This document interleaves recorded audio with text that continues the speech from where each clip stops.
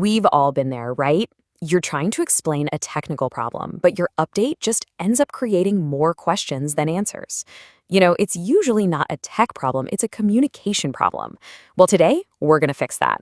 We're going to master the small words that make a huge difference. Okay, so let's just dive right in with an example. On the left, you've got this update. Login failed, token expired. I restarted, still fails. I mean, it's just a bunch of facts, right? It's confusing. Now, check out the version on the right. Login failed because the token expired, so I refreshed it, but it still fails. See what happened there? Those little words, because, so, and but, they're not just filler. They tell a story. They build a logical chain of events that helps your team understand the entire situation instantly. And that's exactly what we're going to break down today. We'll start with why this is a problem, then get into the basics of adding and contrasting ideas. After that, we'll cover explaining reasons and results, handling surprises, and then I'll share some pro tips to make you sound more natural. And we'll wrap it all up with a challenge for you.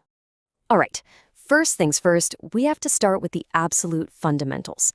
Think of these words as the basic building blocks for pretty much every update, PR description, or bug report you'll ever write. It's all about adding information and showing a simple contrast. Exactly. And your main tool for that is the word and. Now, it seems simple, but there are a few key rules. For two simple things like Python and Django, no comma. Easy. If you have a list with 3 or more items like Python, Django, and MySQL, you need a comma before the end. And here's the big one for clear writing. When you connect 2 full sentences, you absolutely need a comma before end, just like in the build passed and we deployed to production. Okay, now let's talk about contrast and choice. But is what you use when something unexpected happens. I followed the tutorial, but the code didn't work. That single word signals there's a problem. Then you have or, which is all about choices. Should we use Django or Flask? So one shows a conflict, the other shows a decision you need to make. Okay, so adding and contrasting, that's the foundation. But really, in tech, the most critical skill is explaining why something happened and what the result was. This is where your bug reports go from just okay to actually being super helpful. And to do that, your best friend is the word so.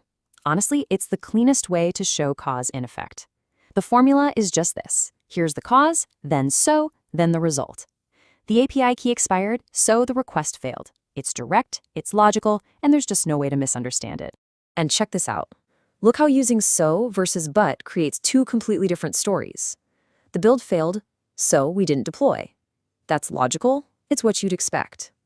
But the build failed, but we deployed anyway. Whoa.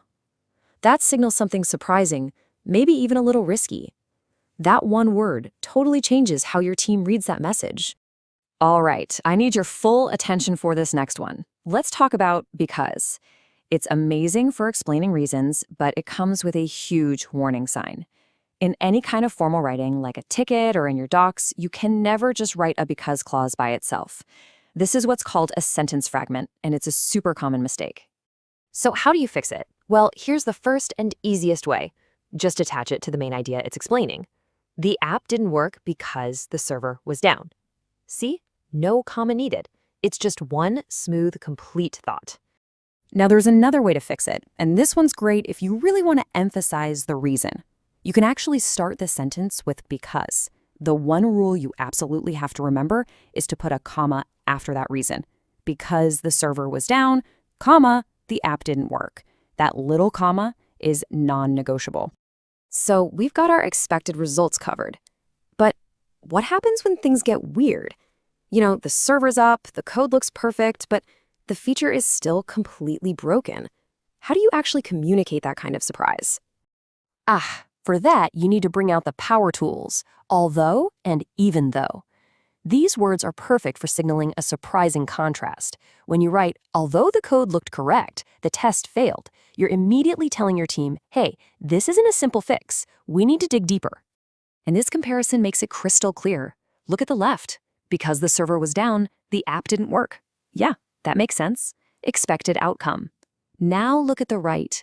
Even though the server was up, the app didn't work. Whoa! That's a much bigger problem. It immediately signals that something is seriously wrong. Okay, so all these rules are awesome for more formal writing. But what about just talking to your team on Slack or in a quick stand-up meeting? How do we connect our ideas without sounding like a robot and repeating everything? That is a great question. Here's a pro tip that will make you sound way more natural. Use helper verbs like did, has, or can to avoid repeating yourself. So instead of saying, I didn't deploy the update, but my teammate did deploy the update, you just say, but my teammate did. It's shorter, it's faster, and it's how people actually talk. Here's another quick one for chat. Let's say a coworker says something positive that you agree with, like, I use Git. A really clean, professional way to agree is to reply, so do I. It's just a slick way of showing you're on the same page. And this works for negative statements too. If someone says, I don't use Windows, and you agree with them, the smoothest reply is, neither do I. It's a quick way to show you have that in common without having to say, I don't use Windows either. All right, we have covered a ton of ground, but these are literally the tools that will change how you communicate about tech. You now have a full toolkit to connect your ideas, explain what's happening, and even sound more natural when you're talking to your team. Let's do a super quick recap, and then we've got a challenge for you. Okay, let's lock this in super fast. And is for adding. But or although is for contrast. Or gives you a choice. Because explains the reason. And so shows the result. If you can master just these 5, you are 90% of the way there. And now it's your turn. Here's your challenge. Go report a bug.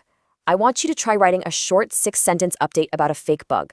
But you have to use all the tools we talked about. This isn't just a homework assignment. This is practice for the very next time you have to explain a real technical issue clearly and professionally. So what's your bug report going to say?